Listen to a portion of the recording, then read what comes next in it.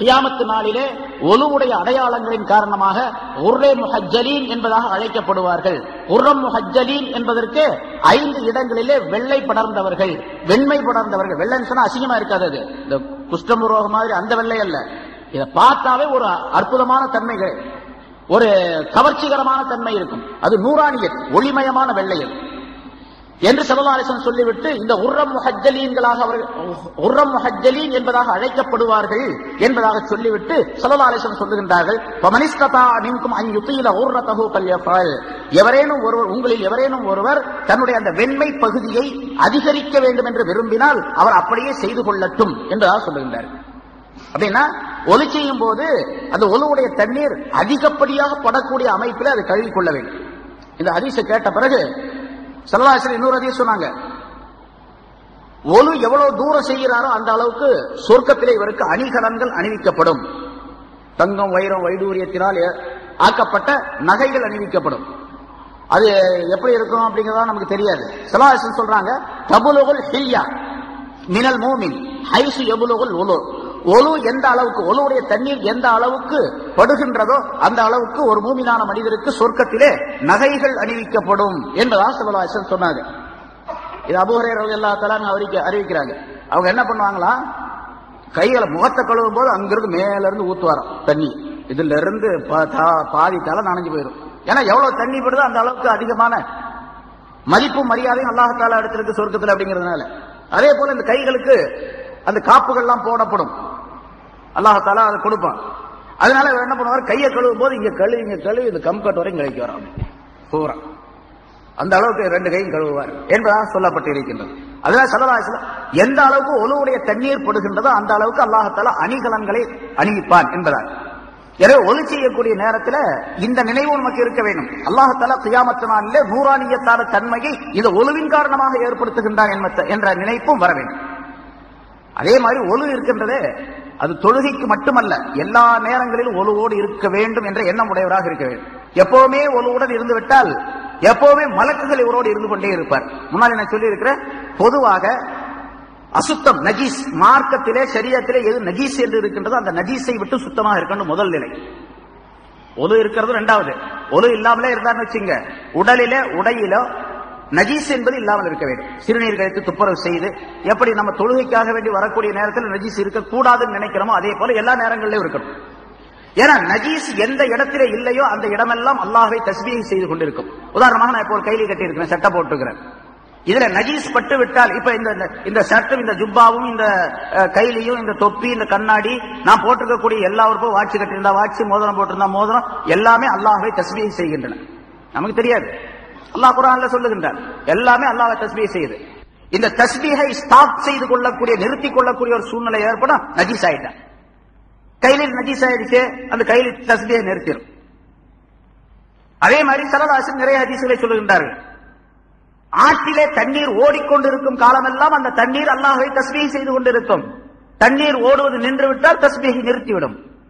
ஒரு மரத்திலே இலை பசுமையாக இருக்கக்கூடிய நேரத்தில் எல்லாம் தஸ்பீஹ் செய்து கொண்டிருக்கும். மரம் காய்ந்து விட்டால் தஸ்பீஹை நிறுத்திவிடும். ஒரு இடம் அந்த இடம் சுத்தமாக இருக்கும் காலமெல்லாம் தஸ்பீஹ் செய்து கொண்டிருக்கும். இந்த பாய் தஸ்பீஹ் செய்கின்றது, நமக்கு தெரியாது. இந்த ஃபேன் தஸ்பீஹ் செய்கின்றது. அது இருக்கும் சுத்தமாக இருக்கும் காலமெல்லாம் தஸ்பீஹ் செய்யும். அதுல நஜீஸ் பட்டு விட்டால் தஸ்பீஹை நிறுத்திக் கொள்ளும். இது சாதாரணமான சுத்தத்துக்கு. சரி, அந்த சுத்தத்தோட ஒலுவுடைய சுத்தமா இருந்துச்சுன்னு வச்சுங்க, விட்ட எவ்வளவு பெரிய மதிப்பு அது. ஒலு இருந்துச்சுன்னு சொன்னா இன்னும் அதிகமான மதிப்பு மரியாதையும் அல்லாஹ் தஆலா இடத்துல ஏற்படும். அதனால ஸல்லல்லாஹு அலைஹி வஸல்லம் ஒரு ஹதீஸ்ல சொல்லுகின்றார்கள், தும் அலத் தஹாரா யுவஸ்ஸஅ அலைக ரிஸ்க். நீ தஹாரத் சுத்தத்தின் மீது நிரந்தரமாக சுத்தமாக இருப்பாயாக, நிரந்தரமாக சுத்தமாக இருப்பாயாக, உனக்கு ரிஸ்க் விசாலமாக்கப்படும், உன்னுடைய உணவு விசாலமாக்கப்படும். யாருக்காவது வறுமை இருக்கின்றது, உணவு கிடைக்கவில்லை, வேலை கிடைக்கவில்லை, காசு கிடைக்கவில்லை, வறுமையாக இருக்கின்றது என்று சொல்லக்கூடியவர்கள் ஒலு செய்து எப்பொழுதுமே சுத்தமாக இருந்து கொள்ளவும். அதன் காரணமாக அல்லாஹ் தஆலா உணவு விசாலத்தை ஏற்படுத்துவான். கொஞ்சம் காசு கிடைச்சாலும் அதிகமான பலன்களை அல்லாஹ் தஆலா ஏற்படுத்திடுவான், பரக்கத்தை தந்துடுவான் என்று சொல்லப்பட்டிருக்கின்றது. ஸல்லல்லாஹு அலைஹி வஸல்லம் குறிப்பிடுகின்றார்கள். அதே போன்று ஒலு செய்தார், ஒலு செய்த உடனேயே ஒரு 2 ரக்காத் தொழுது கொள்வது, இது ஒலுவுடைய நஃபில் தான். தொழுகலன்னா ஒன்னும் குற்றம் இல்லை, தொழுதால் மிகப்பெரிய நன்மை. எவ்வளவு பெரிய நன்மை! ஸல்லல்லாஹு அலைஹி வஸல்லம் அவர்கள் சொல்லுகின்றார்கள், மாமின் முஸ்லிமின் யதவல்லஹு வ யுஹ்சினு உலூஹு சும்ம யகூமு யுஸல்லி ரகஅத்தைன். எந்த ஒரு முஸ்லிமான மனிதரும் ஒலு செய்துவிட்டு அந்த ஒலுவை அழகான முறையிலே பரிபூர்ணமான முறையில் ஒலு செய்து பிறகு எழுந்து நின்று ஒரு 2 ரக்காத் தொழுகின்றார். அந்த 2 ரக்காத்திலே தன்னுடைய கல்பின் மூலமாகவும் தன்னுடைய முகத்தின் மூலமாகவும் முன்னோக்கியவராக தொழுகின்றார்.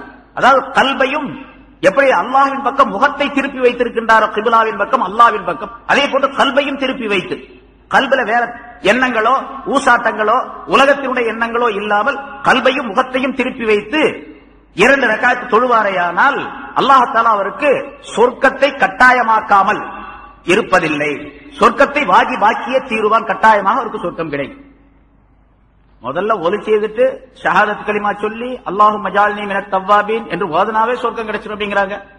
சொர்க்கத்துடைய வாசல்கள் எல்லாம் திறக்கப்படும். அதுக்கு பின்னால வந்து 2 ரக்காத் தொழுகிறாரு. இப்பவும் சொர்க்கம் வாஜிப் என்றதாக ஸல்லல்லாஹு அலைஹி வஸல்லம் சொல்லுகின்றார்.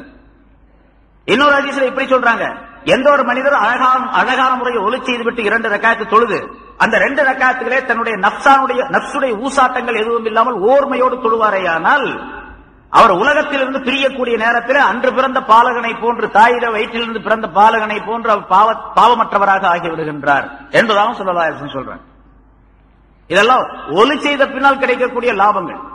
அதனால ஒலி செய்வது ரொம்ப ஜாக்கிரதையாக ரொம்ப கவனமாக செய்ய வேண்டும்.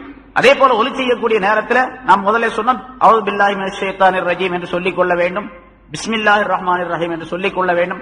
இன்னொரு ஹதீஸ்ல இப்படி அறிவிக்கப்பட்டிருக்கிறது, ஒவ்வொரு உறுப்பையும் கழுவக்கூடிய நேரத்தில் ஷஹாதத் கலிமா அஷ்ஹது அல்லா இலாஹா இல்லல்லாஹ் வஹ்தஹு லா ஷரீக லஹ் வ அஷ்ஹது அன்ன முஹம்மதன் அப்துஹு வ ரசூலுஹு என்று சொல்லிக் கொள்வது நல்லது, முஸ்தஹப் என்பதாக சொல்லப்பட்டிருக்கின்றது.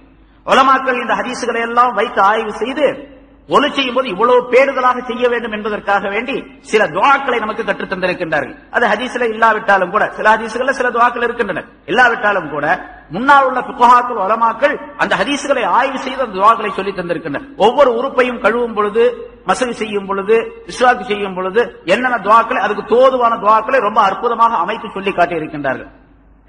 மார்க்கத்துடைய சட்ட கிரந்தங்களிலே தமிழ உருதுலையோ ஆங்கிலத்திலேயோ எல்லா மொழியில உள்ள கிதாபுகள்ல இருக்கு, அதை பார்த்து பாடமாக்கிக் கொள்ள வேண்டியது. பொதுவாக அல்லாஹ் தஆலா இந்த ஒலுவை இவ்வளவு பெரிய அற்புதமான இபாதத்தாக வழங்கி இருக்கின்ற காரணத்தால் முதலாவதாக ஒலி செய்யக்கூடிய ஆரம்ப நேரத்திலேயே அல்லாஹ்வுக்கு ஷுக்ர் செய்யக்கூடிய மனப்பான்மை ஏற்பட்டு விட வேண்டும். அதை எப்படி சொல்லுகின்றார், பிஸ்மில்லாஹிர் ரஹ்மானிர் ரஹீம் பிஸ்மில்லாஹில் அஸீம் வல்ஹம்துலில்லாஹி அலா தீனில் இஸ்லாம். இஸ்லாத்துடைய இந்த மார்க்கத்தின் மீது அல்லாஹ் தஆலா என்னை அமைத்து கொடுத்ததற்காக வேண்டி அல்லாஹ்வுக்கே எல்லா புகழும் என்று ஆரம்பமாக சொல்லிக்கொள்ள. இஸ்லாத்தில் இருக்கிறதுனால தான் இவ்வளவு பெரிய நன்மைகள் நம்ம தெரிஞ்சு கொள்ள முடியுது. உலகத்துல எந்த மதத்துல எந்த மார்க்கத்துல இருக்குது, எத்தனையோ மார்க்கங்களை பார்க்கிறோம், எத்தனையோ மதங்களை பார்க்கிறோம், எத்தனை வழிபாடுகளை பார்க்கிறோம். பூரா மனிதனுடைய சாதாரண மனிதன் அறிவுக்கு பொருந்தாத சில விஷயங்களை, பல விஷயங்களை செய்து கொண்டிருக்கின்றார். பொருந்தாதன் மட்டுமல்ல, அருவருப்பான பல விஷயங்களை செய்கின்றார் வணக்கம் என்ற பெயரால். நமக்கு அல்லாஹ் தஆலா எவ்வளவு அற்புதமான அறிவுபூர்வமான மார்க்கத்தை தந்து அறிவுபூர்வமான சில இபாதத்துகளை தந்திருக்கின்றார். அதுக்காக அல்லாஹ் தஆலாவுக்கு எல்லா புகழும் என்பதாக சொல்லிக் கொள்ள வேண்டும். பல் விளக்குகின்றார், கைகளை கழுவும் போது இந்த பிஸ்மில்லாஹிர் ரஹ்மானிர் ரஹீம் பிஸ்மில்லாஹில் அஸீம் என்று ஓதிக்கொள்வது. பிறகு பல் துலக்கக்கூடிய நேரத்தில் அல்லாஹும்ம ஜஅல் தஸ்வீகி ஹாதா தம்ஹீஸல் லிதுனூபி வர்லாத்தல் லக சய்யிதி என்பதாக சொல்லக்கூடிய ஒரு வாசம், ஒரு துஆ. யா அல்லாஹ், இந்த பல் துலக்குவதன் மூலமாக, இஸ்வாக்கின் மூலமாக என்னுடைய பாவங்களை நீ மன்னிப்பாயாக, என்னுடைய பற்களை எப்படி நீ வெண்மையாக்கி வைத்திருக்கின்றாயோ அதே போன்று கியாமத்தாக என்னுடைய முகத்தையும் வெண்மையாக்கி வைப்பாயாக என்று ஒரு அழகான துஆ. அதே போன்று வாய் கொப்பளிக்கக்கூடிய நேரத்தில் அல்லாஹும்ம அஇன்னி அலா திலாவத்தில் குர்ஆனி வ திக்ரிக வ ஷுக்ரிக, யா அல்லாஹ், உன்னை திக்ர் செய்வதற்கும் உன்னுடைய குர்ஆனை ஓதுவதற்கும் எனக்கு நீ உபகாரம் செய்வாயாக, உதவி செய்வாயாக என்ற துஆ. பிறகு நாசிக்கு தண்ணீர் செலுத்தக்கூடிய நேரத்தில் அல்லாஹும்ம அரிஹ்னி ராயிஹத்தல் ஜன்னதி வலா துர்ஹினி ராயிஹத்தன் நார், யா அல்லாஹ், சொர்க்கத்தினுடைய வாசனையை எனக்கு நீ நுகரச் செய்வாயாக, நரகத்தினுடைய வாசனையை எனக்கு நீ நுகரச் செய்து விடாதே என்று கேட்கக்கூடிய துஆ. முகத்தை கழுவக்கூடிய நேரத்தில் அல்லாஹும்ம பய்யல் வஜ்ஹி கமா பய்யல் தஸ்னானி, அல்லாஹும்ம பய்யல் வஜ்ஹி யௌம தபியல்லு வுஜூஹு தஸ்வது வுஜூஹ், சில முகங்கள் வெண்மையாக இருக்கும், சில முகங்கள் கருப்பாக இருக்கும் என்று கியாமத் நாளை பற்றி அல்லாஹ் தஆலா குர்ஆனிலே சொல்லுகின்றான். நீ சொல்லுகின்றாயே, அப்படிப்பட்ட அந்த நாளிலே என்னுடைய முகத்தை நீ வெள்ளையாக்கி வைப்பாயாக, வெண்மையாக்கி வைப்பாயாக என்று கேட்கக்கூடிய துஆ. கைகளை கழுவும்போது அல்லாஹும்ம ஆத்தினி கிதாபி பியமீனி வஹாசிப்னி ஹிசாபன் யஸீரா, யா அல்லாஹ், என்னுடைய அமால் நாமா என்ற பட்டோலையை என்னுடைய வலக்கரத்திலே கொடுத்து எனக்கு கேள்வி கணக்கு லேசாக்கி வைப்பாயாக. இடதுகளை கழுவும்போது அல்லாஹும் லா துஅத்தினி கிதாபி பிஷிமாலி வரா மின் வரா அல்லாஹரி, யா அல்லாஹ், என்னுடைய பட்டோலையை, என்னுடைய அமால் நாமாவை என்னுடைய இடக்கரத்திலே நீ கொடுத்து விடாதே, எனக்கு முதுகுக்கு பின்னாலும் கொடுக்காதே. சில பேருக்கு இடக்கரத்துல கொடுக்கப்படும், சில பேருக்கு முதுகுக்கு பின்னால் கொடுக்கப்படும் என்று அல்லாஹ் குர்ஆன்ல சொல்றான். அந்த மாதிரி கொடுத்துடாத. அல்லது காலை கழுவும் பொழுது அல்லாஹும்ம சப்பித் கதமைய அலா சிராத், சிராத்துல் முஸ்தகீம் என்ற பாலத்தில் என்னுடைய கால்களை நீ உறுதிப்படுத்தி வைப்பாயாக, செருகி விடாமல் இருக்கா செய்வாயாக.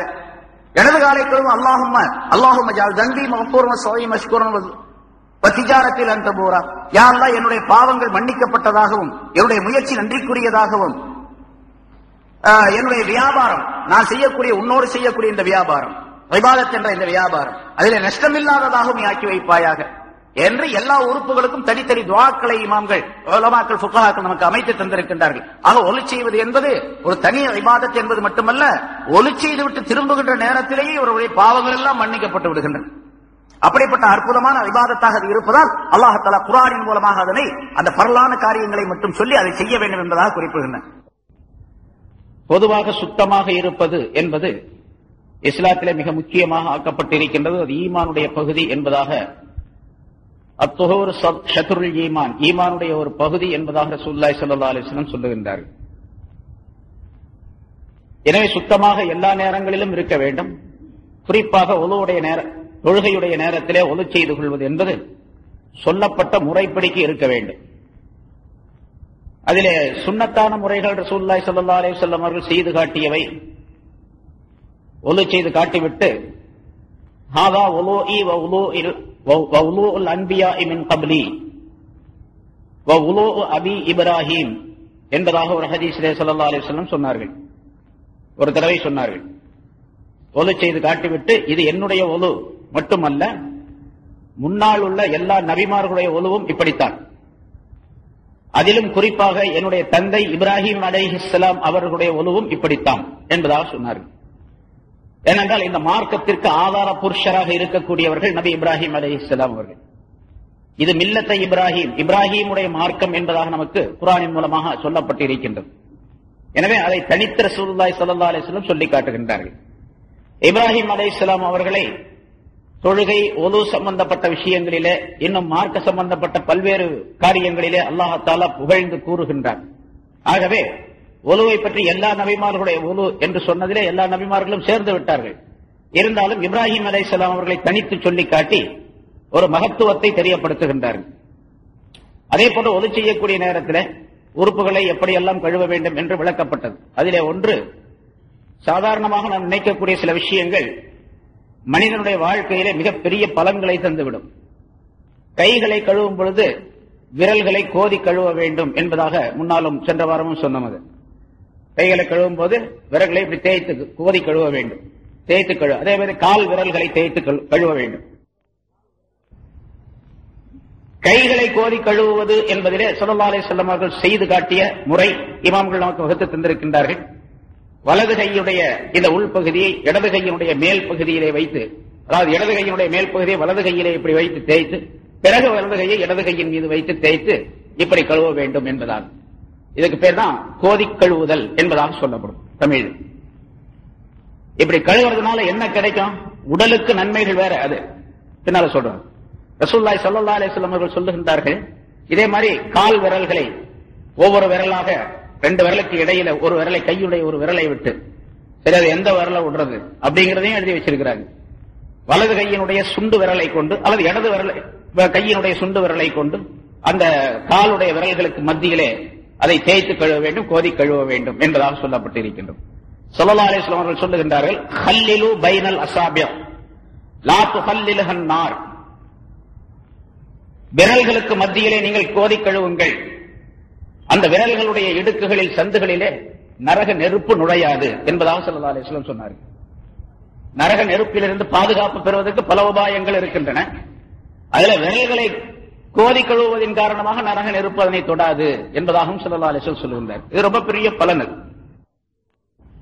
அதே போல இந்த தேய்த்து கழுவுவதில் இருக்குது பாருங்க, அது இப்போ ஒலு சம்பந்தப்பட்ட, தொழுகை சம்பந்தப்பட்ட விஷயங்கள் மட்டுமல்ல, ஒலு சம்பந்தப்பட்டது, சிறுநீர் கழிப்பது, எப்படியெல்லாம் ரசூலுல்லாஹி ஸல்லல்லாஹு அலைஹி வஸல்லம் சொல்லி தந்திருக்கின்றார்களோ அதிலே மனிதனுக்கு மிகப்பெரிய சுகாதார முறைகள் அமைந்திருக்கின்றன.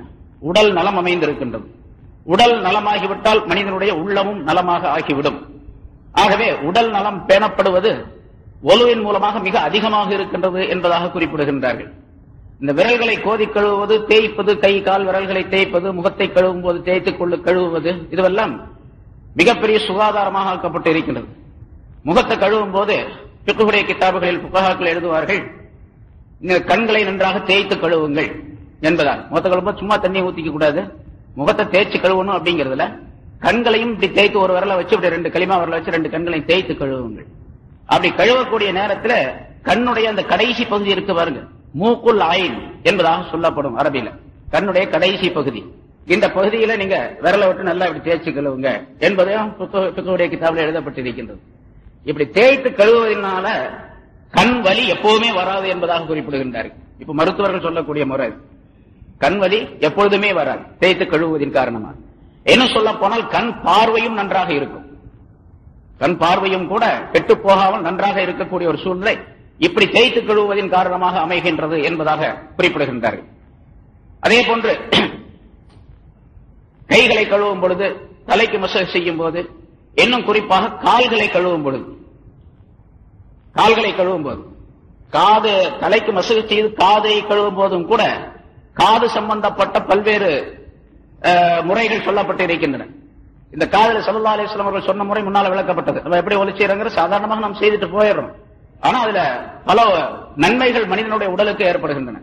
இந்த காதுக்குள்ள இந்த விரலை விட்டு ஸல்லல்லாஹு அலைஹி வஸல்லம் இந்த கலிமா விரலை விட்டார்கள் என்பதாக ஒரு அறிவிப்பில, அல்லது இந்த சுண்டு விரலை 2 காதுக்குள்ள விட்டு இப்படி குடைஞ்சு எடுத்து பிறகு இந்த கலிமா பெருவரலுடைய மேல் பகுதியை காதினுடைய பின்பகுதியில் இப்படி தேய்ச்சாங்க அப்படின்னு சொல்லிட்டு, இந்த காதுல இப்படி தேய்ப்பதின் காரணமாக மசாஜ் செய்வது, காதுல இப்படி அடிக்கடி நம்ம ஒரு நாளைக்கு 5 வேளை தேய்க்கிறோம். அது அல்லாம மற்ற நேரங்களில் ஒலி செய்யக்கூடிய ஒரு வாய்ப்பு இருந்தால் அப்பொழுதும் காதுக்கு மசாஜ் செய்யக்கூடிய சூழ்நிலை. இப்படி அடிக்கடி தேய்த்து கொண்டிருப்பதன் காரணமாக காதில் இருக்கக்கூடிய பல்வேறு கோளாறுகள் நீக்கப்படுகின்றன. அதே போன்று காதுக்கும் பல்லுக்கும் நெருங்கிய சம்பந்தம் இருக்கின்றது, தொண்டைக்கும் நெருங்கிய சம்பந்தம் இருக்கின்றது. ஆகவே தொண்டை வலி வராமல் இருப்பதற்கும் தொண்டையிலே புண்கள் ஏற்படாமல் இருப்பதற்கும் காதுக்கு மசாஜ் செய்ய வேண்டும் என்பதாக, காதுக்கு மசாஜ் செய்ய வேண்டும் என்பதாக சொல்லுகின்றார். நம்ம மசாஜ்னு சொல்றோம், மசாஜ்னா தடவுறது. காதுக்கு மசாஜ் செய்வதன் மூலமாக தொண்டை வலி, பல்வலி ஆகியவை வராது என்பதாக குறிப்பிடப்பட்டிருக்கின்றது. இதெல்லாம் ரசூலுல்லாஹி ஸல்லல்லாஹு அலைஹி வஸல்லம் அவர்களுக்கு அல்லாஹ் தஆலா அறிவித்து கொடுத்தது. அதை தெளிவாக, ஏன்னா மார்க்கத்தில் இருக்கக்கூடிய விஷயங்கள் அனைத்தும் தனித்தனியாக ஒவ்வொன்றாக சொல்ல வேண்டிய அவசியம் இல்லை. அல்லாஹ் சொன்னா, ரசூல் சொன்னார்கள் என்று சொன்னாலே அதற்குள்ள ஆயிரக்கணக்கான ரகசியங்கள் அடங்கியிருக்கின்றன என்பதை நாம் விளங்க வேண்டும். முதலாவதாக அது ஏன், எதுக்கு, அதிலிருந்து எப்படி வருது, இப்படி வருது அப்படின்னு ஆராய்ச்சியில செய்து கொண்டிருக்க வேண்டியதில்லை. ஆனா இப்ப ஆய்வு செய்து இப்படி குறிப்பிடுகின்றார்கள். அதே போன்று மூக்குக்கு தண்ணீர் செலுத்துறதை பத்தி நான் உங்களுக்கு சொன்னேன். மூளை சுறுசுறுப்படைய வேண்டும் என்று சொன்னால் மூக்குக்கு நன்றாக தண்ணீர் செலுத்த வேண்டும். தண்ணீர் செலுத்துவதில் 2 வகையான ஹதீஸ்கள் சொல்லப்பட்டு இருக்கின்றன. இஸ்தின்ஷாக், இஸ்தின்சார் என்பதாக 2 வார்த்தைகள் குறிப்பிடப்படுகின்றன. போன வாரம் அது சொன்னோம், சில பேருக்கு மறந்து போயிருக்கலாம். இஸ்தின்ஷாக் என்று சொன்னால் கையில தண்ணி எடுத்து மூக்குக்குள்ள தண்ணீரை செலுத்துவது. இஸ்தின்சார் என்று சொன்னால் மூக்கு செலுத்தின தண்ணீரை சிந்துவது. இப்படி தண்ணீரை செலுத்தி சிந்தினால் மனிதனுடைய மூளை சுறுசுறுப்படைகின்றது. என்ன சொல்ல போனா, ஏதாவது ஒரு விஷயத்தை பற்றி சரியான தீர்ப்பு, அதாவது சரியான ஒரு முடிவு கிடைக்கவில்லை உங்களுக்கு, மூளை போட்டு குழப்பிட்டு இருக்கிறாங்க, ஒண்ணுமே விளங்க மாட்டேங்குது அப்படின்னு சொல்லக்கூடியவர்கள் ஒலி செய்து விட்டு, ஒலி செய்யக்கூடிய நேரத்தில் மூக்குக்கு தண்ணீரை சரியாக செலுத்தி அது நன்றாக தண்ணீரை உறிஞ்சி விட்டு பிறகு அந்த தண்ணீரை சிந்தி எடுக்கும் பொழுது மூளை சுறுசுறுப்படைந்து இவர் எந்த விஷயத்தில் தடுமாற்றம் உடையவராக இருந்து கொண்டிருக்கின்றாரோ அதுல ஒரு தெளிவான சூழ்நிலை ஏற்படுவதற்குரிய வாய்ப்பு அங்கே ஏற்பட்டு விடுகின்றது என்பதாக குறிப்பிடப்பட்டிருக்கின்றது. இது மூக்கு, இந்த காது, முகம் கழுவுவதல் சம்பந்தமாக ஏராளமான முறைகள் இந்த மசாஜ் சம்பந்தப்பட்ட விஷயங்களிலே சொல்ல அந்த புத்தகங்களிலே குறிப்பிடுகின்றார்கள். பொதுவாக முகத்தை கழுவக்கூடிய நேரத்தில் முகத்தில் தான் அல்லாஹ் தஆலா மனிதனுடைய உறுப்புகளிலே மிகச் சிறந்த உறுப்புகளை எல்லாம் அமைத்து வைத்திருக்கின்றான். ராஜ உறுப்புகள் என்பதாக சொல்லப்படும் கண்கள் இருக்கின்றன, காதுகள், மூக்கு, நாக்கு, பல்லு, இவையெல்லாம் மனிதனுடைய முகத்திலே அல்லாஹ் தஆலா அமைத்து வைத்திருக்கின்றான். அது கூட அந்த எல்லா உறுப்புகளிலும் ராஜ உறுப்பு, தலைமையாக இருக்கக்கூடிய உறுப்பு எது தெரியுமா? கண்ணு, காது, மூக்கு, நாக்கு, பல்லு எல்லாம் இருக்குது இதுல. அதான் மூளையும் இருக்குது, மண்டையில தான் இருக்குது எல்லாமே. இதுல மிக ராஜ உறுப்பாக இருக்கக்கூடியது, வெளித்தோற்றத்தில் இருக்கக்கூடிய ராஜ உறுப்பு என்பது கண்கள். ஒருத்தர் எழுதுறாரு, கண்கள் குறிப்பிடப்படக்கூடிய முக்கியமான உறுப்பு என்ற காரணத்தினால்தான் அல்லாஹ் தஆலா அதை ஓவர்லைன் பண்ணி காட்டி இருக்கின்றான். ஓவர் லைன் பண்ணி காட்டி, பொதுவாக ஒரு இதுல வாசகம் ஒன்று எழுதுறோம், அது சாதாரணமாக நடைமுறையில் அண்டர்லைன் பண்ணுவது அப்படின்னு நம்ம சொல்லுவோம். கீழே ஒரு கோடு போட்டு அது முக்கியமான வாசகம் அப்படிங்கிற குறிக்கிறதா அண்டர்லைன் பண்ணுவோம். ஆனா அரபியில நாம எழுதும் போதுலாம், அரபி ஓதன ஆலிம்களுக்கு எல்லாம் தெரியும், அரபியில ஓவர்லைன் தான் பண்றது, அண்டர்லைன் பண்றது கிடையாது. மேலதான் கோடு போடுவாங்க, அரபியுடைய முறை. அந்த முறையை அல்லாஹு தாலாவும் கையாண்டு இருக்கின்றான் என்பதற்காக வேண்டி, கண்கள் மிக முக்கியமான உறுப்பு என்பதற்காக வேண்டி அல்லாஹு தாலா ஓவர்லைன் பண்ணி காட்டி இருக்கின்றான். அதுதான் புருவம். புருவத்தை அல்லாஹு தாலா லைனாக குறிப்பிட்டு காட்டி இது சிறந்த உறுப்பு என்பதற்காக அல்லாஹு தாலா அதனை அமைத்து வைத்திருக்கின்றான். ஓவர்லைன் மட்டுமல்ல, அண்டர்லைன் மாதிரி இருக்கக்கூடிய ஒரு அமைப்பையும் இமைகள் மூலமாக அல்லாஹ் தஆலா அமைத்து வைத்திருக்கின்றான். அதற்குரிய ஒரு மெல்லிய ஜவ், ஒரு மூடியை அல்லாஹ் தஆலா போட்டு வைத்திருக்கின்றான். தேவைப்பட்ட நேரத்திலே திறந்து கொள்ள வேண்டும், தேவையில்லாத நேரத்தில் மூடிக்கொள்ள வேண்டும் என்பதற்காக வேண்டி. சரி, கண்களை பற்றி இப்படி நிறைய சிறப்புகள் சொல்லப்பட்டு இருக்கின்றன. இந்த கண்கள் முகத்திலே அமைந்திருக்கின்றன, அதே மாதிரி எல்லா பல உறுப்புகள் அமைந்திருக்கின்றன. அதனால முகத்தை கழுவக்கூடிய நேரத்தில் இந்த உறுப்புகள் எல்லாம் பாதுகாக்கப்படுகின்றன. எல்லா உறுப்புகளும் உரிய ஒரு சுகாதாரமான நிலை முகத்தை கழுவுவதன் மூலமாக ஏற்படுகின்றது. சாதாரணமா பார்க்கிறோம், மயக்கம் வந்துருச்சுன்னா என்ன பண்றோம்? தண்ணியை முகத்துல தான் தொளிக்கணும். தண்ணி எடுத்து முகத்துல தான், முகத்துல தண்ணியை தெளிச்சா தான் உஷாராகும். ஒருத்தர் மயக்கம் வந்து கிடக்குறான், ஒரு குடம் தண்ணியை தூக்கி காலில் ஊத்துறோம், எந்திரிக்க மாட்டான். கொஞ்சம் தண்ணி எடுத்து முகத்துல தெளிச்சா எந்திரிச்சுக்கணும். அப்ப முகத்துல தான் சுறுசுறுப்பு ஏற்படுவதற்குரிய அறிகுறிகளை அல்லாஹ்தாலா வைத்திருக்க, அந்த நரம்புகளை அல்லாஹ்தாலா அங்கேதான் வைத்திருக்கின்றான். அதனாலதான் ஒலுவுடைய பரல்களில் முதலாவதாக முகத்தை கழுவ வேண்டும் என்று அல்லாஹ்தாலா ஃபக்ஸிலூ வுஜூஹக்கும், உங்களுடைய முகங்களை கழுவிக் கொள்ளுங்கள் என்பதான். அதே போல கால் இருக்கின்றது, காலை கழுவது, இப்ப விரல்களை எல்லாம் கோதி கழுவ வேண்டும் அப்படின்னு சொன்னோம். அது சுன்னத்தான முறை என்று இருந்தாலும் கூட உடலுக்கு எவ்வளவு பெரிய லாபம் இருக்கின்றது அப்படின்னு சொன்னா, மனிதனுடைய உடலில் இருக்கக்கூடிய எல்லா நரம்பு மண்டலங்களும் சேர்ந்து காலுடைய பாதத்தில் தான் ஒன்றாக குவியக்கூடிய ஒரு சூழ்நிலையை அல்லாஹ்தாலா அமைத்து வைத்திருக்கின்றான். கால் பாதத்துல தான் என்ன இருக்கு, எல்லாம் இருக்கு. ஒருத்தர் ஜன்னி வந்துருச்சுன்னு வச்சுங்க, உடனே படுக்க போட்டு தலையை தேய்க்கிறாங்க, அவனுக்கு காலை தான் தேய்ப்பாங்க, போட்டு காலை போட்டு தேய்ச்சி சூடாக்கின உடனே அவனுக்கு அந்த ஜன்னி குறைஞ்சு போயிடும். அதே மாதிரி தலையில வந்து உஷ்ணம் ஏறி போச்சு அப்படின்னு சொன்னா காலில் மருதாணி போடுறோம், மருதாணி காலில் தான் போடுறோம். காலில் அதை போடும் போது தலை வரைக்கும் உள்ள நரம்புகள் எல்லாம் வேலை செய்கின்றன. நரம்புகளுக்கு அந்த தன்மைகள், அந்த நலன்கள் ஏற்படுகின்றன. அதே போன்று உடல் தலையிலிருந்து கால் வரைக்கும் இருக்கக்கூடிய எல்லா நரம்பு மண்டலங்களுடைய ஒட்டுமொத்தமான ஒரு சேர்மானம் பாதத்திலே அமைந்திருக்கின்றது. அதனால காலை கழுவும் பொழுது தேய்த்து கழுவ வேண்டும் என்பது சுண்ணத்தாக இருந்தாலும் கூட எப்படி தேய்க்க வேண்டும் என்பதும் சொல்லப்பட்டு இருக்கின்றது. குதிங்கால்களை நன்றாக இப்படி அழுத்தி காலை இப்படி வச்சு காலை தேய்ச்சி கழுவணும். நம்ம எல்லாரும் பார்க்கணும், தேய்ச்சி கழுவுறோம், நம்ம அடுக்கு போறதுக்காண்டி தேய்ச்சி கழுவுறோம். ஆனா அதே நேரத்தில் தேய்த்து கழுவக்கூடிய நேரத்தில் உடல் சுகாதாரமும் ஏற்படுகின்றது. ஒரு புத்தகம் இருக்கின்றது, அதுல ஃபுட் ரிஃப்ளெக்ஸாலஜி அப்படின்னு சொல்லிட்டு ஒரு புத்தகம், கால் பாதம் சம்பந்தமாகவே அதனுடைய வைத்திய முறை எழுதப்பட்டு இருக்கின்றது. அதுல ஒரு சில விஷயங்களை குறிப்பிடுகின்றார்கள். அதுல வலது காலுடைய குதிங்காலில் வலது பக்கத்தை, இப்ப இந்த குதிங்கால் இருக்குதுல்ல, குதிங்காலுடைய இது குதிங்கால்னு வச்சுங்க, இது இடது பக்கம், இது வலது பக்கம். காலினுடைய குதிங்கால் என்று இதை வைத்துக் கொண்டா இது வலது பக்கம், இது இடது பக்கம். வலது காலுடைய குதிங்காலின் வலது பக்கத்தை தரையிலே வைத்து நன்றாக தேய்ப்பதின் காரணமாக மனிதனுடைய முழங்கால்களுடைய வலி போக்கப்படுகின்றது. முழங்கால யாருக்காவது வலி இருந்துச்சு அப்படின்னு சொன்னா என்ன செய்யணுமா, வலது கால அப்படி தேய்த்து கழுவுவதன் காரணமாக முழங்கால் வலி நீக்கப்படுகின்றது.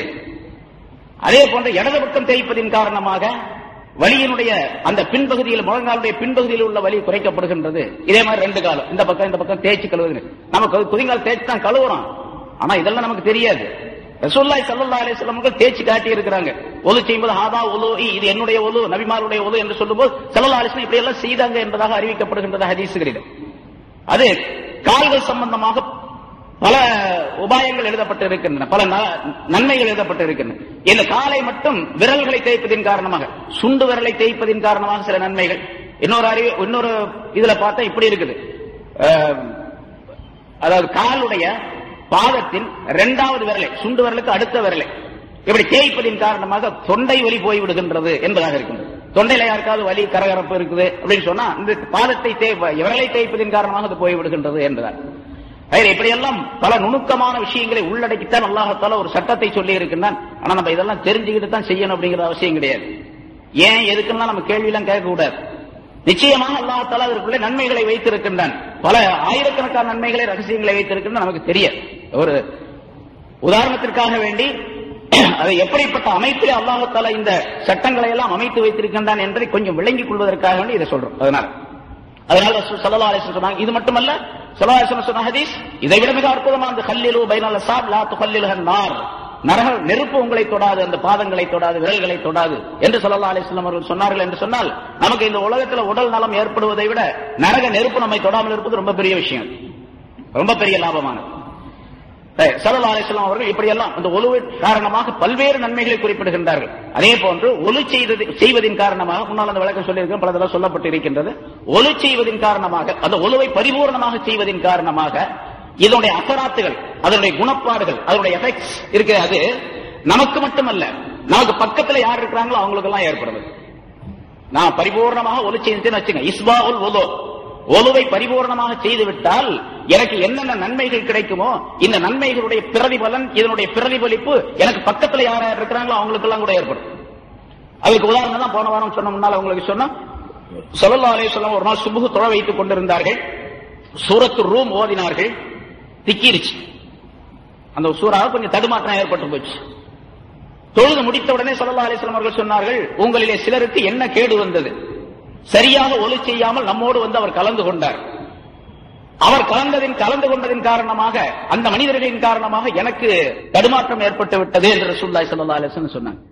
பாருங்க, அவர் ஒலு செய்யாது, சரியாக ஒலு செய்யாதனுடைய அசராத், அதனுடைய எஃபெக்ட் யாருக்கு ஏற்பட்டிருக்கு? இமாமுக்கு ஏற்பட்டிருக்கு. இதெல்லாம் ரசூலுல்லாஹி ஸல்லல்லாஹு அலைஹி வஸல்லம் அவர்களுக்கு மட்டுமல்ல, எல்லாருக்கும் அப்படித்தான். அதனால எங்க இமாம் திக்கி போனாலும் பின்னால் உள்ளவங்க ஒலு செய்யாம சரியா ஒலு செய்யலன்னு அர்த்தம் அப்படின்னு 100க்கு 100ங்கிற அர்த்தம் அல்ல. அதுக்கு பெரும்பாலும் இருக்கலாம். இமாமுக்கு தடுமாற்றம் ஏற்படுகின்றது அப்படின்னு சொன்னா பின்னால நிற்கக்கூடியவங்களுடைய குறைபாடுகளும் உண்டு என்பதை ஸல்லல்லாஹு அலைஹி வஸல்லம் சொல்லி காட்டுகின்றார். ஆனா இது 100க்கு 100 அப்படிங்கறதெல்லாம் சொல்ல முடியாது. இருக்கலாம், பெரும்பாலும் 100க்கு 90% இருக்கலாம். ஆனா நம்ம பார்க்கிறோம், பெரும்பாலானவர்கள் ஒலு செய்வதில் தவறாகவே செய்கின்றார்கள். நிறைய பேர் செய்யறாங்க. அந்த மாதிரி சட்டங்கள் தெரியறதும் இல்ல, அதை கேட்கறதும் கிடையாது, தானா படிக்கிறதும் கிடையாது. ஒலு செய்யறது ஏதோ கழுவுறது, அவ்வளவுதான். கழுவுவது அப்படிங்கிற மட்டும் வச்சிருக்காங்க. ஒலுவுடைய ஹிக்மத்துல் ஒலு அப்படின்னு சொல்லி அஷ்ரஃப் அலி தானவி ரஹ்மத்துல்லாஹி அலைஹி அவர்கள் ஏராளமான விளக்கங்கள் எழுதுகின்றார்கள். ஹிக்மத்துல் ஒலு, ஒலுவுடைய ஹிக்மத் எவ்வளவு பெருசு அப்படின்னு சொல்லி. பொதுவாக மனிதனுக்கு மறதியையும் சோம்பலையும் போக்கக்கூடியதாக முதலாவது நிலையிலே அல்லாஹ் தஆலா ஒலுவை அமைத்து வைத்திருக்கின்றான். மனிதனுக்கு சோம்பலை போக்கக்கூடியது, சுறுசுறுப்பை தரக்கூடியது, மறதியை அகற்றக்கூடியது என்பதாக குறிப்பிடுகின்றார்கள். மனிதனுடைய உடலுக்குள்ளே இருந்து ஒரு மனிதன் தன்னுடைய உடல் உறுப்புகளை கழுவாமலே இருந்தார். முகத்த கழுவ காலையில எந்திரிச்சு கழுவுனாரே, முகத்த கழுவுனாரு, அதோட சரி. அதுக்கு பிறகு கழுவவே இல்லைன்னு வச்சுங்க. ரொம்ப பேர் அப்படி இருக்காங்கல்ல. இன்னைக்கு கழுவுனா நாளை காலையில தான் திருப்பி கழுவுறது. சில பேர் கழுவுறாங்க, அப்புறம் எங்கேயாவது வேலைகளை போயிட்டு ராத்திரிக்கு வந்து முகம் கை காலம் கழுவிட்டு படுத்துக்குவாங்க. இது தொழாதவர்களுடைய நிலை. சரி, அப்படியே கழுவாமலே இருக்கக்கூடிய நேரத்தில் என்ன ஏற்படுதுன்னு கேட்டா, அஷ்ரஃப் அலி தானவி ரஹ்மத்துல்லாஹி அவர்கள் சொல்லுகின்றார்கள், மனிதனுடைய உடலுக்குள்ளே இருக்கக்கூடிய சில நச்சு பொருள்கள் எல்லாம் மனிதனுடைய உடல் மேல் பகுதிக்கு வந்து விடுகின்றன. அதுல மேல் பகுதிக்கு வரக்கூடிய நேரத்தில் எந்த பகுதிகள் எல்லாம் துணியால் மூடப்படாமல் அல்லது குறைவாக மூடுதல் என்பது இருக்கின்றதோ அந்த இடங்களிலே அந்த நச்சுத்தன்மைகள் வெளியாகக்கூடிய சூழ்நிலை ஏற்படுகின்றது. மற்ற எல்லா இடத்துலையும் துணியில மூடி இருக்கிறோம். துணியில் மூடாத பகுதி முகம், இந்த கையினுடைய பகுதி. கையில சில மூடி இருந்தாலும் கூட பெரும்பாலும் இந்த கையை தூக்கி விடக்கூடிய அல்லது கை வந்து வெளியே தெரியக்கூடிய சூழ்நிலை பல நேரங்களில் ஏற்பட்டு போயிடும். கை, அதே போல பாதம், மனிதனுடைய தலை, சில நேரங்களில் இதெல்லாம் வந்து உடலுக்குள்ளே இருக்கக்கூடிய நச்சு பொருள்கள் வெளியாகக்கூடிய ஒரு சூழ்நிலை ஏற்படுகின்றது. அடிக்கடி தண்ணீரின் மூலமாக அதை கழுவிக் கொள்வதன் காரணமாக அந்த நச்சு பொருள்கள் எல்லாம் அகற்றப்பட்டு மனிதனுடைய உடலுக்கு லாபம் தரக்கூடிய, சுகாதாரம் தரக்கூடிய சூழ்நிலை ஏற்பட்டு விடுகின்றது. இதன் காரணமாகவே அல்லாஹ் தஆலா ஒலுவை கடமையாக்கி வைத்திருக்கின்றான் என்பதாக குறிப்பிடுகின்றார்.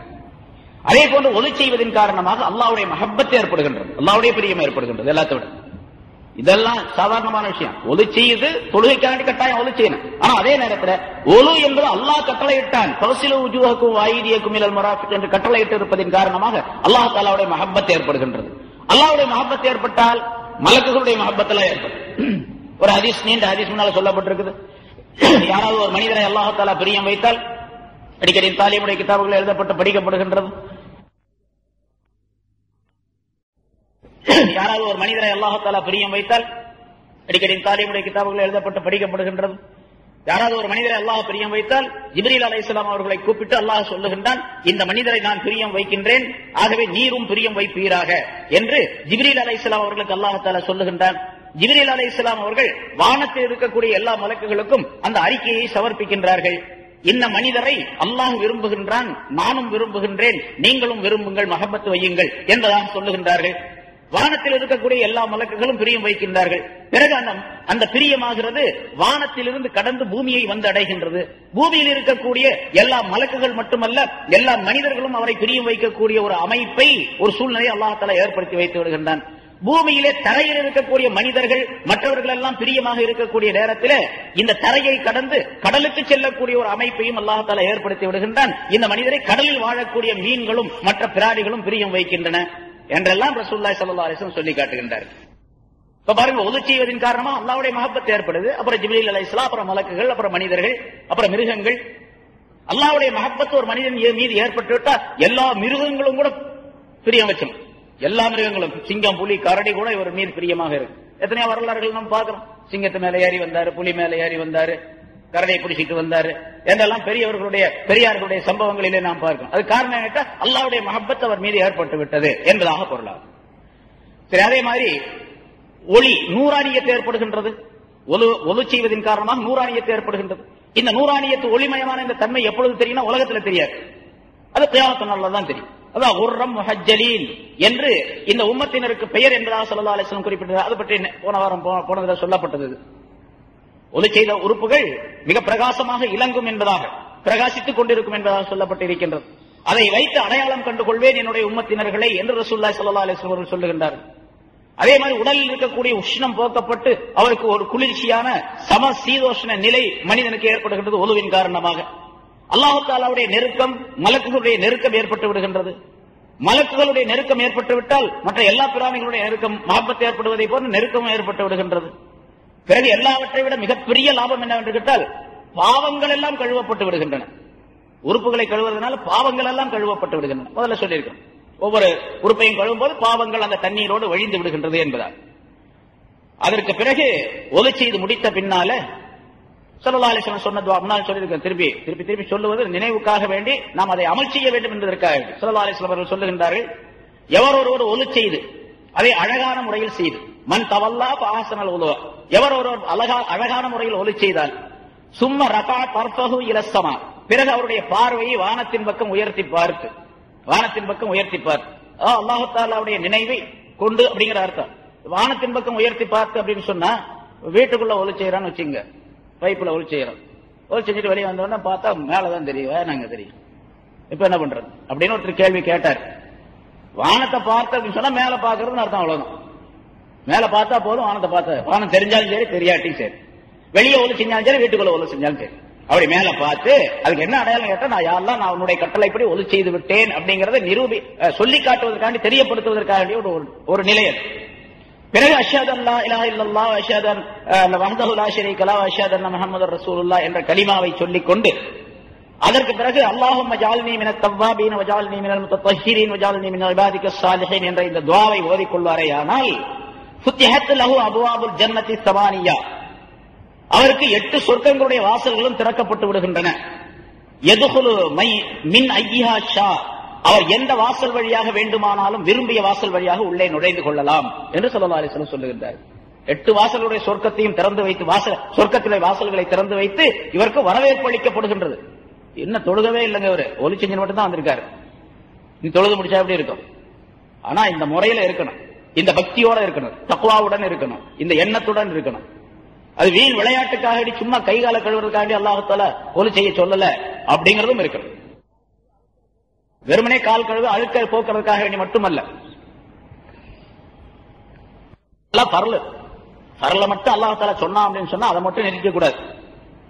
அதற்கு துணையாக இருக்கக்கூடிய சுன்னத்தான காரியங்கள், முஸ்தஹப்பான காரியங்கள் எது இருக்குதோ அதை பூரா செஞ்சாதான் அந்த ஒலு பரிபூர்ணமான ஒலுவாக, இஸ்பாகுல் ஒலு என்று ஸல்லல்லாஹு அலைஹி வஸல்லம் அவர்கள் சொல்லுகின்றார்கள். அல்லது அஹ்ஸனுல் ஒலு, அழகான ஒலுன்னு சொல்றாங்களே, பரிபூர்ணமான ஒலு என்பது ஒன்று, அழகான ஒலு என்பது ஒன்று. 2 வார்த்தையும் ஸல்லல்லாஹு அலைஹி வஸல்லம் ஹதீஸிலே சொல்லிங்க. இந்த 2 நிலை ஏற்படுவதற்கு அந்த முறைப்படிக்கு செய்ய வேண்டும் என்பதை நாம் கவனத்தில் கொள்ள வேண்டும். அடுத்து அல்லாஹ் சொல்லுகிறான் வயின் குன்தும் ஜுனுபன் ஃபத்தஹ்ஹரூன். சரி, இது ஒலி செய்யக்கூடிய முறை அல்லாஹ் தஆலா சொன்னான். வயின் குன்தும் ஜுனுபன், நீங்கள் ஜுனுபாலியாக இருந்தால்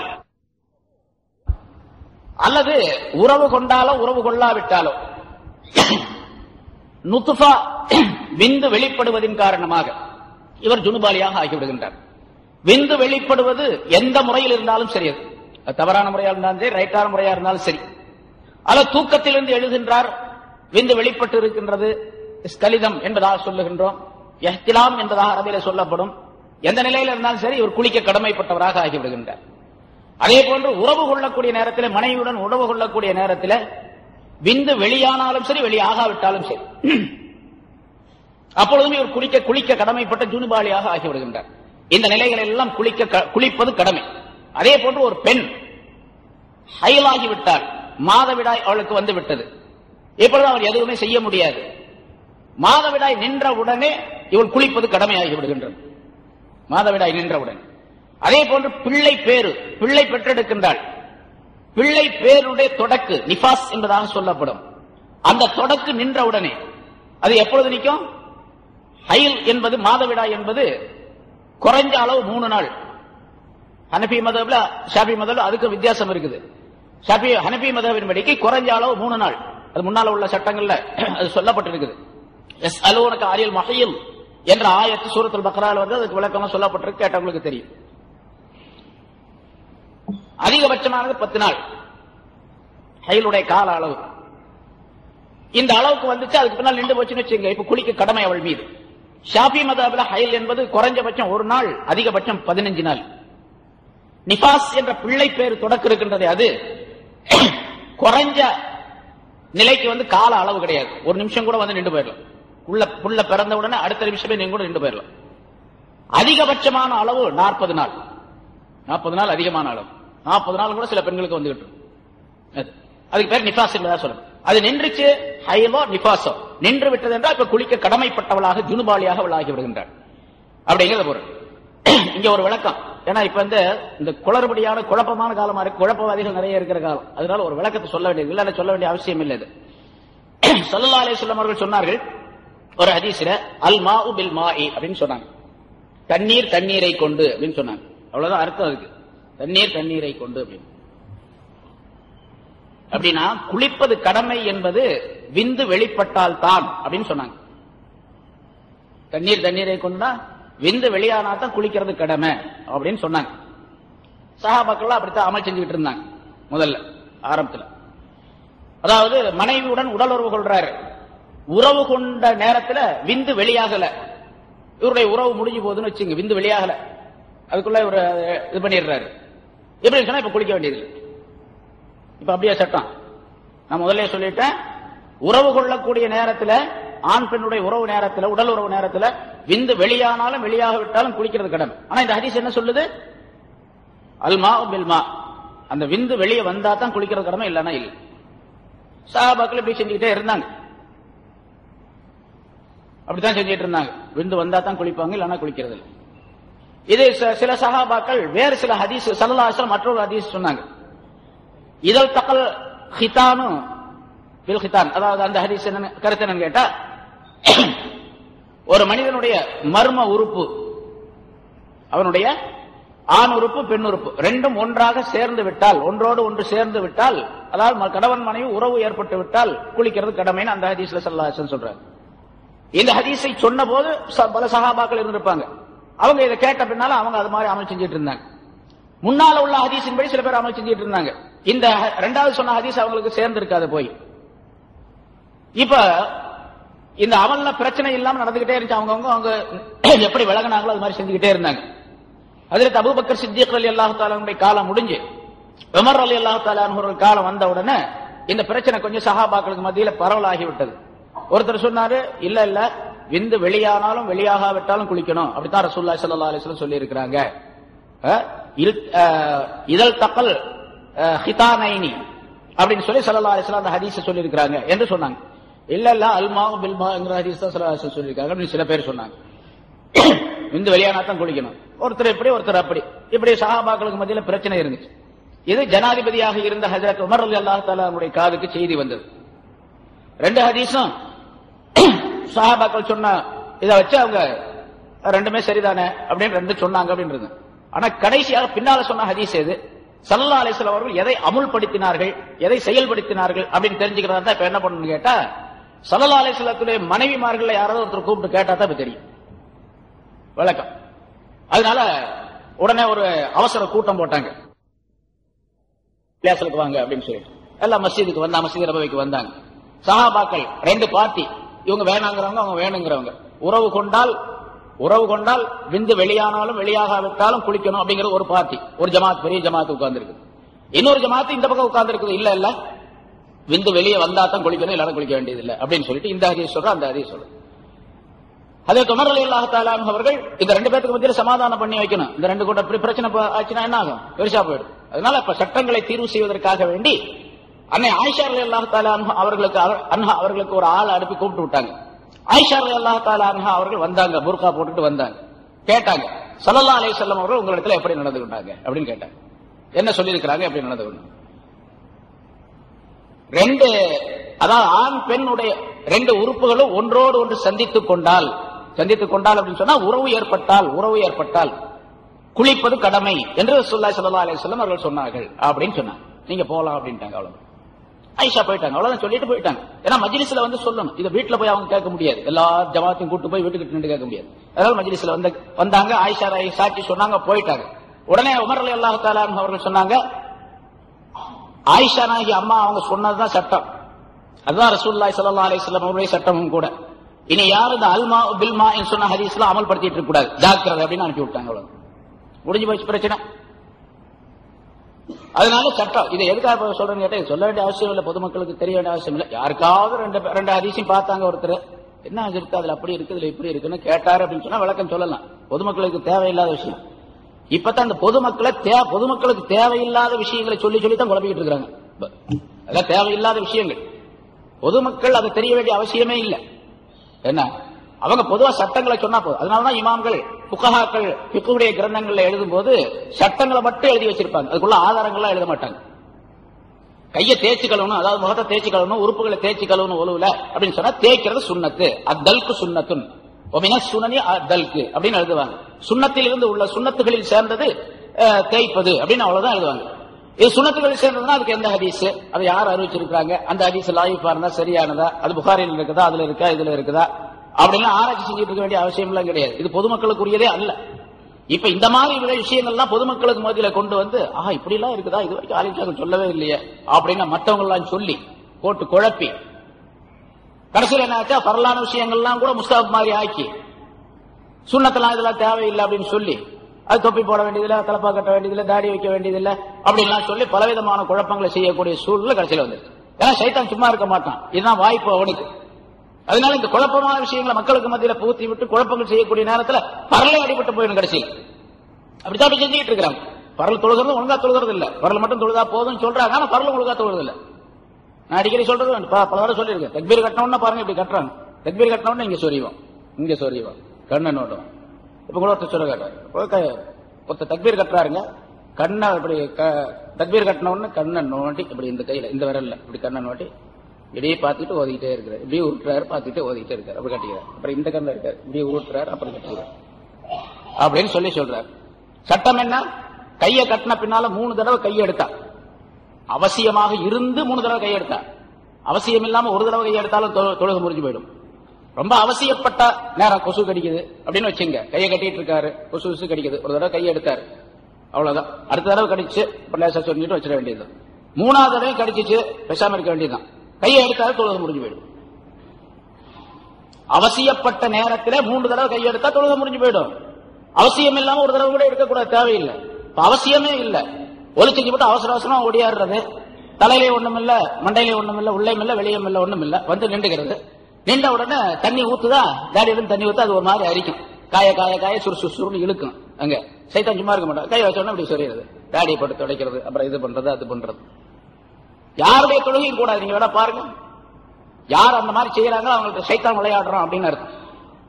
இங்க ஒலுவை சரியாக செய்து விட்டால் எல்லா விதமான காரியங்களும் ரொம்ப அழகாக நிறைவேறிவிடும். சரி, வைகுண்டும் ஜுனுபன் பத்தஹரு, நீங்கள் ஜுனுபாலியாக இருந்தால் பத்தஹரு, நீங்கள் சுத்தம் செய்து கொள்ளுங்கள். இந்த பத்தஹரு அப்படிங்கிறதுக்கு சுத்தம் செய்து கொள்ளுங்கள் அப்படின்னு சொன்னா சும்மா கைகால கழுவுறது அப்படிங்கிற அர்த்தம் அல்ல. இந்த இடத்துல ஃபக்தசிலு, அதுக்காக பத்தஹருங்கிறதுக்கு ஃபக்தசிலு, நீங்கள் குளித்துக் கொள்ளுங்கள், குளித்துக் கொள்ளுங்கள்.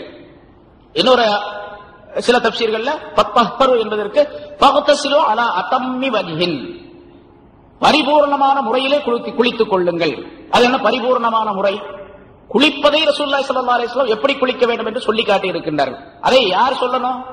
ஆயிஷா ரலியல்லாஹு தஆலா அன்ஹா அவர்கள் தான் அறிவிக்கிறாங்க. சில ஹதீஸ்கள்ல உம்மு ஸலமா ரலியல்லாஹு தஆலா அன்ஹா அவர்கள் அறிவிக்கிறாங்க. ஆயிஷா ரலியல்லாஹு தஆலா அன்ஹா அவர்கள் சொல்லுகின்றார்கள், அன்ன நபி ஸல்லல்லாஹு அலைஹி வஸல்லம் கான இதா தஸல மினல் ஜனாபத்தி பதஅ பிகஸ்லி யதைஹி.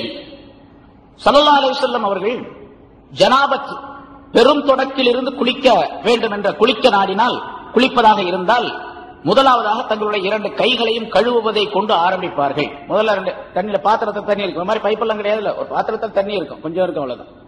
தண்ணியில கைய முதல்ல தண்ணி ஒரு பாத்திரத்தில் தண்ணி எடுத்து கைகளை கழுவ ஆரம்பிப்பாங்க, கைகளை கழுவுவாங்க. சும்மா யஃப்ருகு பி யமீனிஹி அலா ஷிமாலி, முதல்ல கையை அப்படி கழுவிட்டு பிறகு இடது கரத்தில் இருக்க அந்த பாத்திரத்தை எடுத்து வலக்கரத்தில் மீது ஊத்துவார்கள். பிறகு வலது கரத்தில் எடுத்து இடது கரத்தின் மீது அந்த இதை ஊத்துவார்கள். பிறகு தங்களுடைய மர்மஸ்தானத்தை கழுவுவார்கள், தண்ணீரை கொண்டு மர்மஸ்தானத்தை கழுவுவார்கள். சும்மா யதவல்லஹு கமா யதவல்லஹு லிஸ்ஸலா, பிறகு தொழுகைக்கு ஒலு செய்வதை போல ஒலு செய்வார்கள். கைகளை கழுவ பின்னால பிறகு நஜீஸ் பட்டிருந்தா அதை கழுவிட்டு அதுக்கு பின்னால ஒலு எப்படி செய்வார்களோ, தொழுகைக்கு எப்படி ஒலு செய்வோமோ அதே மாதிரி ஒலு செய்வார்கள். சும்மா எதுகுலு அசாபியாகு ஃபில்மா, பிறகு தங்களுடைய கைகளை தண்ணீருக்குள்ளே விடுவார்கள். தண்ணீர் பாத்திரம்லாம் கிடையாது, பாத்திரம் முதல்ல கை கழுவும்போது பாத்திரத்தை சாட்சி கழுவுவாங்க. சின்ன பாத்திரம் இருந்துச்சுன்னு சொன்னா சின்ன பாத்திரத்தை எடுத்து கழுவுவாங்க. அப்படி இல்லைன்னு சொன்னா, பாத்திரம் இல்லைன்னு சொன்னா அந்த தங்களுடைய கைகள்லாம் கழுவிட்டாங்க, பொருள்லாம் செஞ்சாச்சு, ஒரு பெரிய பாத்திரத்துல தண்ணி இருக்குது, அந்த தண்ணிக்குள்ள கையை விடுவாங்க. கையை விட்டு யுஹல்லிலு பிஹிமா உசூல ஷாரிஹி, கையை அப்படி பாத்திரத்துக்குள்ள அந்த விரல அப்படி நினைச்சு தங்களுடைய முடியினுடைய வேர் பகுதி அடிப்பகுதியில தண்ணீர் சேரக்கூடிய அளவுக்கு தண்ணி தொட்டு தொட்டு அப்படி தடவிக்குவாங்க. முதல்ல பூரா தலை பூராத்தையும் தடவிடுவாங்க. சும்மா யசுப்பு அலா ரஸி ஸலாஸ கரஃபாத்தின், பிறகு தங்களுடைய தலையின் மீது 3 சிரங்கைகள் இப்படி 2 கையில தண்ணி அள்ளி அள்ளி தங்களுடைய தலையின் மீது ஊத்திக்குவாங்க. சும்மா யுஃபீதுல் மா அலா ஸாயிர் ஜஸதிஹி, பிறகு உடல் பூராத்திலையும் தண்ணீரை ஊற்றிக் கொள்வார்கள். குளிச்சு முடிஞ்சு போய் சொல்லணும். அது என்ன எப்படி குளிக்கிறது, என்ன குளிப்பா இதெல்லாம் அப்படின்னு நம்ம சொல்லுவோம். அவ்வளவுதான் குளிக்கிறதுடைய பரலான அமைப்பு அளவு, அவ்வளவுதான். அதனாலதான் குளிக்கிறதுக்கு வேற ஹதீசுகள்ல முன்னாலும் பல தடவை சொல்லப்பட்டு இருக்கின்றது. ஒலு செய்வதற்கு ரசூலுல்லாஹி ஸல்லல்லாஹு அலைஹி வஸல்லம் அவர்கள் 1 முத்து தண்ணீரை பயன்படுத்தினார்கள். குளிப்பதற்காக 4 முத்து தண்ணீரை பயன்படுத்தினார்கள் அப்படின்னு சொன்னாங்க, சொல்லப்பட்டிருக்கு. 1 முத்து அப்படின்னா 2 கையில நிறைய அள்ளனா எவ்வளவு இருக்கும், அவ்வளவு 1/2 லிட்டர் இருக்குமா, அதோட கம்மியா தான் இருக்கு அப்படின்னு வச்சுங்க. அது அளவு 3/4 லிட்டர் என்பதாக சொல்லப்பட்டிருக்குது. பெரிய கை, கொஞ்சம் ரொம்ப பெரிய கையும் அல்ல, ரொம்ப சின்ன கையும் அல்ல, நடுத்தரமான கையில அப்படி நிறைய அள்ளனா அது 3/4 லிட்டர் இருக்கும் என்பதாக ஒரு கணக்கிடப்பட்டு இருக்கின்றது. 3/4 படி அப்படின்னு சொல்லிட்டு, அல்லது 1 படி. அத இப்ப அந்த 1 முத்து அப்படிங்கிறது 4 முத்து சேர்ந்தது ஒரு மரக்கால் அப்படின்னு சொல்லிட்டு அளவு சொல்லப்பட்டிருக்கு. 4 முத்து சேர்ந்தது ஒரு மரக்கால். ஒரு மரக்கால் அப்படின்னு சொன்னா அந்த காலத்துல சின்ன படி இருந்துச்சு பாருங்க, அதுல 4 படி ஒரு மரக்கால்ங்கிறது. இந்த பட்டணம் படி நம்ம இங்க மெட்ராஸ் படின்னு சொல்லுவாங்க அந்த காலத்துல, அந்த படி 2 படி. அது சின்ன படி 4, இது பெருசு 2, பட்டணம் படிங்கிறது 2 படி அப்படின்னு சொன்னா ஒரு முத்து அவ்வளவு இருக்கும், ஒரு படி இருக்கணும். அப்போ 4 முத்து 4 படி. சரி, அந்த அளவுக்கு வச்சுக்கோ. அப்படியே ஒலு செய்வதற்கு 1 படி தண்ணீரை உபயோகித்தார்கள், குளிப்பதற்கு 4 படி தண்ணீரை உபயோகித்தார்கள். 4 லிட்டர் தண்ணீர் இருந்துச்சுன்னு வச்சுக்கோ, லிட்டர் அல்ல படி, லிட்டரோட கம்மி. அதுல நம்ம குளிக்க முடியுமா? இப்ப ஒரு அஜத் இருந்தாங்க, என்னுடைய உஸ்தாது கூட, அவங்க பெரிய அஜத் தான். அவங்க ஒருத்தர் கேட்டார், ஒரு ஊருக்கு போயிருந்தாங்க, அப்ப கேட்டாங்க, என்ன அஜத்து இந்த மாதிரி 4 முத்துல 1 மரக்கா தண்ணியில குளிக்கலாம்னு சொல்றாங்களே, எப்படி அஜத்து, சாத்தியமே இல்லையே, நினைச்சே பார்க்க முடியல குளிக்கிறது. உடனே அஜத் என்ன பண்ணாங்க, பெரிய தாடி வச்சிருந்தாங்க, பெரிய தாடி இருக்கு அவங்களுக்கு. 1 மரக்கா தண்ணி கொண்டு வாங்க, 1 மரக்கா தண்ணி கொண்டாந்து வச்சாங்க. சட்டையெல்லாம் காட்டினாங்க, மணியன் காட்டினாங்க, ஒரு சின்ன துண்டை கட்டிக்கிட்டாங்க, முழங்கால் மறையிற மாதிரி, அவுரத்து மறையிற மாதிரி சின்ன துண்டு கட்டிக்கிட்டு ஒரு பலகை கொண்டு வர சொல்லி அதுல உட்கார்ந்து அந்த 1 மரக்கா தண்ணியில குளிச்சு காட்டினாங்க. 1 மரக்கா தண்ணியில குளிக்க என்ன, சோப்பெல்லாம் போட, சோப்பு போடுறது யாருங்க சொன்னாங்க, குளிக்கிறதுக்கு தான் சொன்னாங்க. 1 மரக்கா தண்ணி, சோப்பு போடுறதுன்னு சொன்னா அது 50 மரக்கா தண்ணி வேணும், அது வேற விஷயம். சோப்பெல்லாம் போடுறதுல குளிக்கிறது தான் இங்க சொல்லப்பட்டது.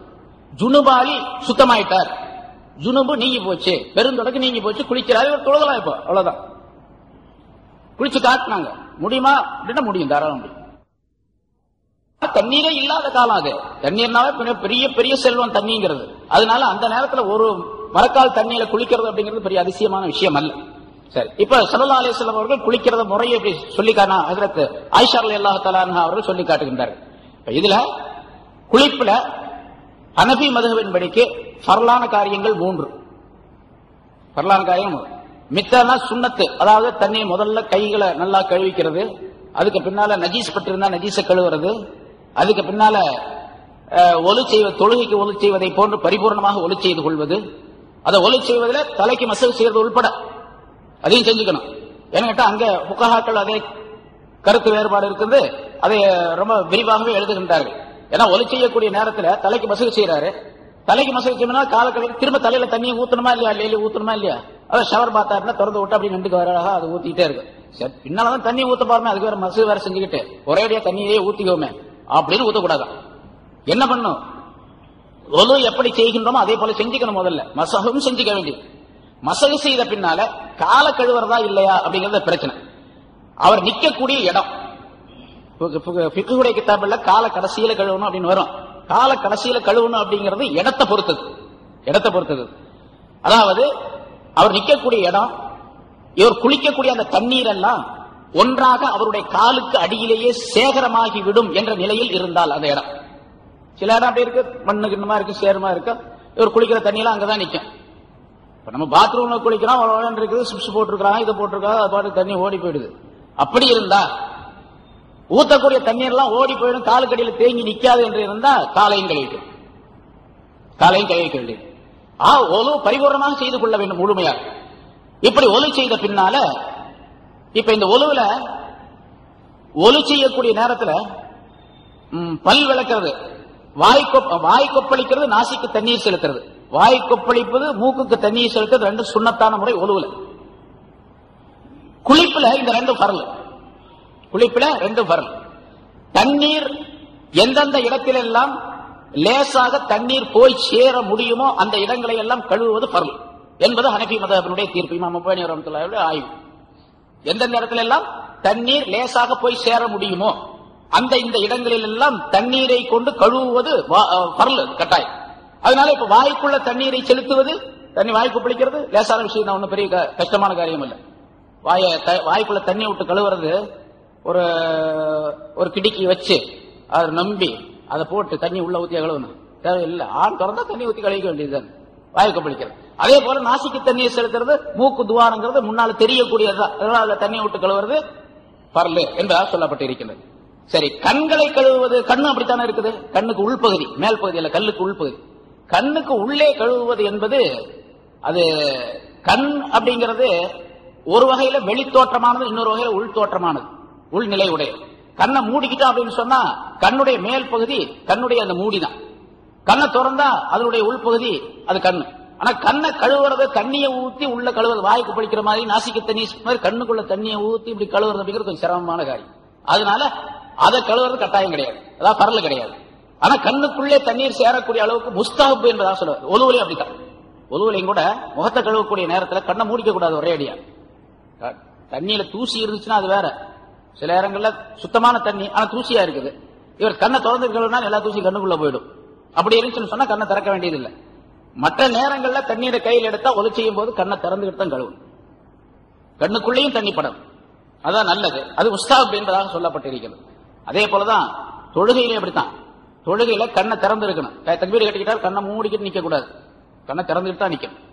முன்னாடி சொல்லியிருக்கணும், கண்ணை திறந்து தான் நிக்கணும். கண்ணை திறந்துக்கிட்டு நேரம் அங்க பார்க்க கூடாது, அதுக்காகத்தான் சஜிதா செய்யக்கூடிய இடத்தை பார்க்கணும். திறந்துகிட்டு நிற்கும் போது ருக்குல இருக்கும்போது பாதத்தை பார்க்கணும், சஜிதாவில் இருக்கும்போது கண்ணை திறந்துருக்கணும், மூக்கை பார்க்கணும் அப்படின்னு சொல்லப்பட்டிருக்குது. ஒரு கிதாபில் சமீபத்தில் பார்த்தேன், ஒரு ஞானவான் எழுதுகின்றார், ஒரு பெரிய சூஃபி எழுதுகின்றார். தொழுகையை பற்றி உள்ள அந்த ரகசியங்கள்லாம் எழுதும்போது சொல்றாரு, சஜிதாவில் இருக்கும்போது நீ கண்ணை நன்றாக திறந்து கொள், உன்னுடைய கண்ணும் சஜிதா செய்கின்றது அப்படின்னு எழுதுறாரு. கண்ணும் சஜிதா செய்கின்றது. எவ்வளவு அற்புதமான விஷயம் பாருங்க, அது ரொம்ப அற்புதமா. இது நான் சஜிதா செய்ய என்னுடைய நெற்றி, மூக்கு, கைகள், கால் மட்டுமல்ல, இந்த 7 உறுப்பு மட்டுமல்ல, உன்னுடைய கண்களும் சஜிதா செய்கின்றன, ஆக கண்ணை மூடிக்காதே அப்படிங்கிறார். திறந்துகிட்டு சஜிதா செய்ய. அதே மாதிரி ஒலு செய்யும் போது சரி, குளிக்கும் போது கண்ணுக்குள்ள கழுவணுங்கிறது கட்டாயம் கிடையாது, அல்ல சுண்ணத்து கிடையாது, முஸ்தாபான காரியம், அது வேற விஷயம்.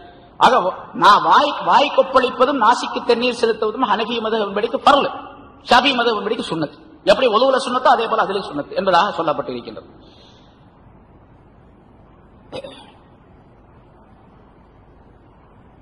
ஒலுவினுடைய அதாவது தலையில ஸல்லல்லாஹு அலைஹி வஸல்லம் கையை தண்ணியில விட்டு இப்படி முடிய பூரா இப்படி கோதி கழுவி அப்படி தேய்ச்சாங்க, அவர் சுரண்டி விட்டாங்க. தண்ணி அந்த முடியினுடைய அசல் பாகத்திலே சேர வேண்டும் என்பதற்காக வேண்டி அப்படின்னு சொல்லப்பட்ட முதல்ல சொன்னமா இல்லையா ஆயிஷா நாயுடைய ஹதீஸ். அதன்படி தலை முடிய கழுவும் பொழுது ஆணா இருந்தாலும் பெண்ணா இருந்தாலும் அந்த தலைமுடி எங்கிருந்து முளைக்கின்றதோ அந்த இடத்துக்கு தண்ணி போய் சேரணும். அதுக்கு மேல உள்ள பகுதியெல்லாம் கழுவுறது சுன்னத்து தான், மேல உள்ள பகுதியெல்லாம் கழுவுறது. ஸல்லல்லாஹு அலைஹி வஸல்லம் அவர்கள் சொல்லுகின்றார்கள், தஹத்த குல்லி ஷாரத்தின் ஜனாபத்துன், ஒவ்வொரு முடிக்கு கீழும் ஜனாபத் இருக்கின்றது. ஜனாபத் கொடக்கு என்பது ஒவ்வொரு முடிக்கு கீழும் ஏற்பட்டு விடுகின்றது. ஃபபுல்லு ஷார வனப்பு அல் பஷரத, நீங்கள் அந்த முடிகளை நன்றாக நனைத்துக் கொள்ளுங்கள், மேனியை சுத்தப்படுத்திக் கொள்ளுங்கள் என்பதாக ஸல்லல்லாஹு அலைஹி வஸல்லம் சொல்றாங்க. அதனால முடியினுடைய வேர் பகுதி வரைக்கும் போய் சேரணும். அதாவது உமர் ரலியல்லாஹு தஆலா அன்ஹு அவர்கள் ஜனாபத்து அதாவது குளிக்க கடமைப்பட்டு குளித்து விட்டு தண்ணீர் தலையில நிறைய இருக்கக்கூடிய நிலையில இப்ப மாதிரி டவுன்ல எல்லாம் தோற்றுறது எல்லாம் பழக்கம் கிடையாது, அரபு நாட்டு தோற்ற பழக்கம் எல்லாம் கிடையாது. ஏன்னா குளிச்சுட்டு வந்தாவே கொஞ்ச நேரத்துல காஞ்சி போயிடும். இப்போ ஹஜ்ஜுக்கு போறவங்களுக்கு தெரியும், அதெல்லாம் தொடக்க சுத்தமா தொடச்சு நம்ம மாதிரி காய வச்சு அப்புறம் ஃபேனை போட்டு அதை போட்டு இந்த மிஷினை போட்டு காய வைக்கலாம் கிடையாது. ஆட்டோமேட்டிக்கா இங்க இருந்து அங்க போறதுக்குள்ள காஞ்சி போயிடுது. அப்படி தலையில தண்ணி இத கூட வந்தாங்க. அதற்கு அலி ரலியல்லாஹு தஆலா அவர்கள் வந்தார்கள் என்பதாக மற்றொரு அறிவிப்பில் சொல்லப்பட்டிருக்குது.